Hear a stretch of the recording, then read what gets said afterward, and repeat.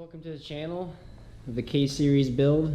This is video number 1, and I know this is a little backwards, but we're already on to head studs, and I'll explain what we got. So this is what we got. Just a two-wheel drive, just a little overview for you. It's a two-wheel drive Colorado 2004. Nothing fancy. Originally this was a manual, so that makes things easy and life easier, which I can use a stock trans. We'll go over that later.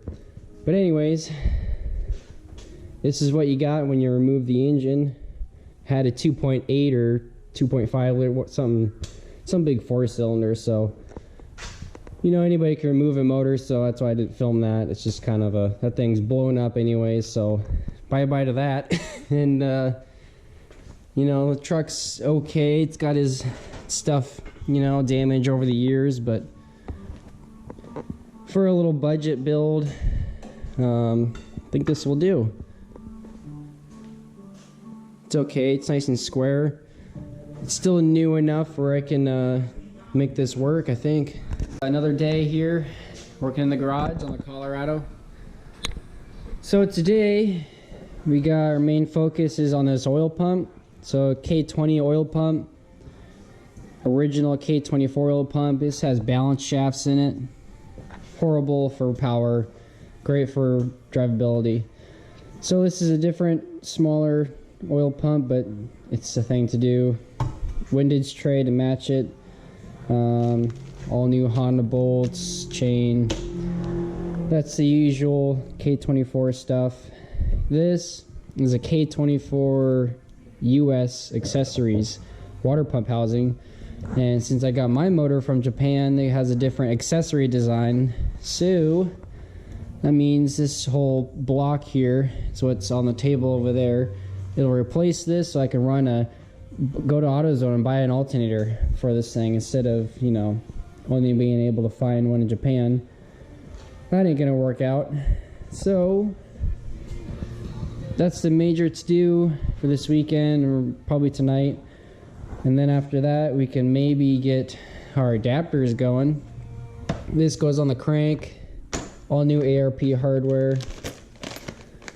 And maybe we can get the tranny mounted up together, just chilling over here. Alright, so what I got going on for a clutch is from Cyber Clutch, which is also from FabBot. They also sell them.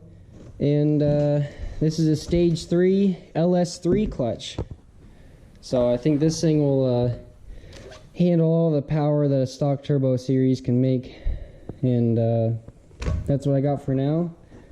So regular GM flywheel. I mean, look at the size of this thing. This thing is like bigger than my head. It's a big flywheel. Let me just show you what compared to what was on the original engine. Look at this thing. My hand's bigger than this thing, so definitely a big upgrade there. So working on the interior, this is how much rubber and just foil came out of just the passenger side. You know, just kind of gutted the carpet out. So this area is where the rubber was. And I got lacquer thinner in here with rags soaked on the side and just a puddle of it, so maybe it'll break down that rubber. I don't know. Definitely no sparks.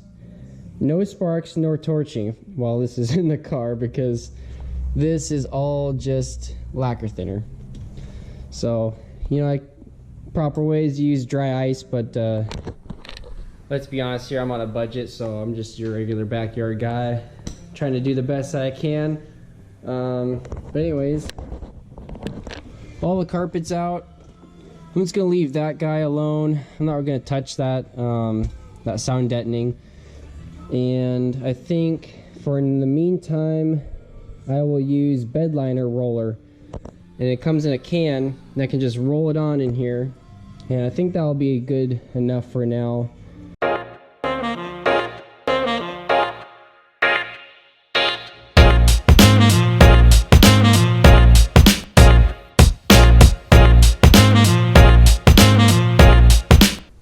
So we kind of got a lot of progress. It didn't film much, but things kind of went after the other, and I just kind of wanted to keep working. So anyways, we got starting the front here. We have these mounts, and these are for that tow bar that goes behind a rig, and he just pins into here. This one bolts too, and it has a nice smooth flange so this doesn't stick out. But I just welded this flange to the frame, this bolts to it, so really ain't going anywhere. It's just a universal thing, but now I can tow the rig without having to tow a trailer. You can see I got the wiring harness out, kind of a little lazy on that one, but we got a radiator in here so far, 2-core with a 12-inch fan, just a generic one off eBay, nothing special. I welded some AN bungs on here. This is dash 16, one there and one on the bottom down there.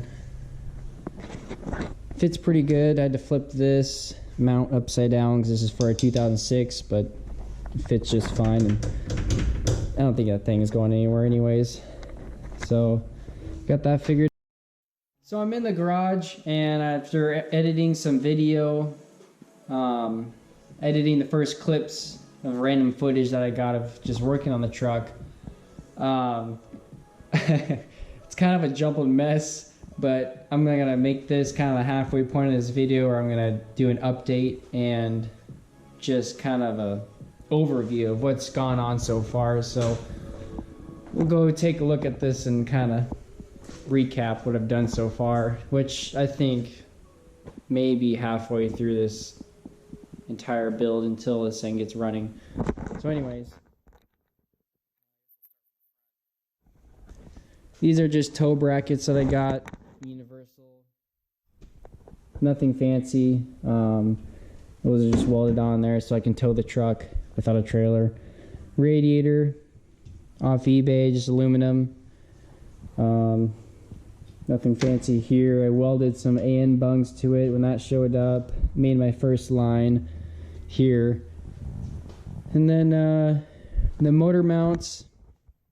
These are actually direct bolt-in. So these directly bolt in. Let me get the light. This is gonna be way better with the light. Alright. Perfect. So these mounts right here, passenger side, with the correct bolts in it now, are made from fab.com, and he made these up himself, so they fit in there pretty good. And this is the starter that goes with the adapter kit too on this side. Driver's side, same thing. Got the right bolts in there now. Powder coated, sweet product. Pretty happy with it. And so now we're at a point where we got the serpentine belt on, accessories are done, no power steering. I got to find a person that'll crimp this hydraulic pressure hose off the power steering pump from Honda to Colorado steering rack.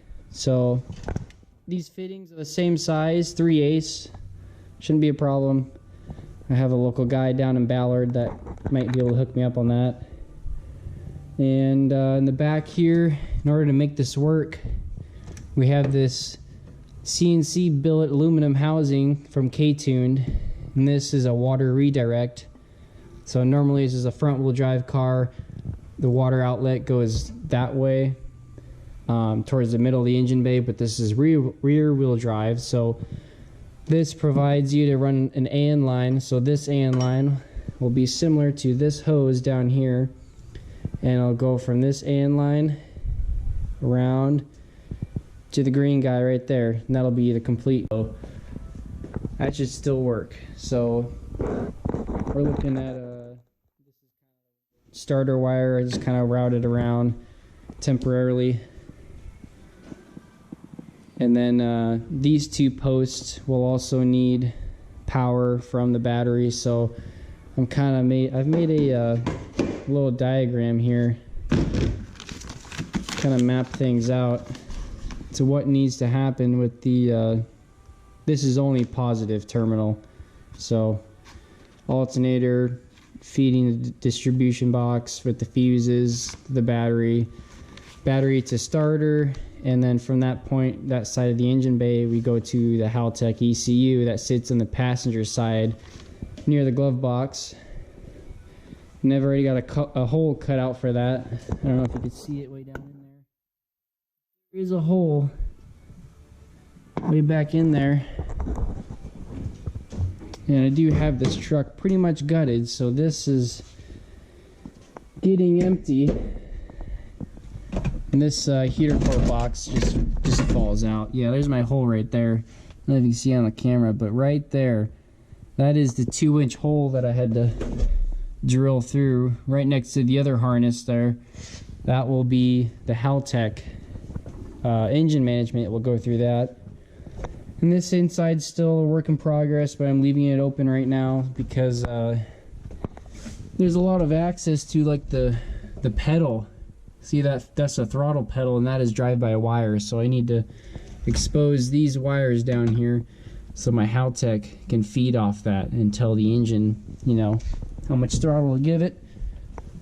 So that's my reasoning for this being kind of a mess so far. But I will say the doors close pretty mint on this truck. That's kind of started to use this kind of chassis is because, well, the doors close nicely and it's what I got, so we're gonna work with it. And that's as far as I've really gotten. I got some other stuff coming in the mail, but so that's the top side update, and then this is underneath, just to show you guys more in detail. So this is, we'll start off with, this is the original transmission that came in the truck. So this transmission is with, you know, all the other Chevy Colorados, and this first adapter plate right here, that is adapts this transmission to a GM bell housing, a large bell housing. And then the second adapter from engine to bell housing is K series or Honda motors to anything GM. So Power Glide, Turbo 400. I mean, you name it, it's endless. These are the crank adapters. And this is a 6-liter flywheel, I believe. I'm sorry, this is a LS3 clutch. So this utilizes a clutch like out of a Corvette, and it is upgraded so it can handle more power. And the starter up there that mounts onto the billet adapter. Original Honda starters on the other side in a front wheel application, but this is a little different. Here's another look at the engine mounts that I've already dirtied up somehow with the proper bolts in it now. And I have also different cross member in here, so it helps things clearance up higher because the old cross member came down lower. And then with the bolts all tight in the engine mounts, you can see how much room I have underneath the motor. Not a whole lot, but it's just enough. I'd say about like 1/2 inch of room there.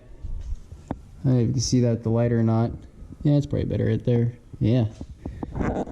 So I don't think I'm gonna really put a deep pan on this, and probably just put baffles in this pan later. But this is a stock pan right out of the car.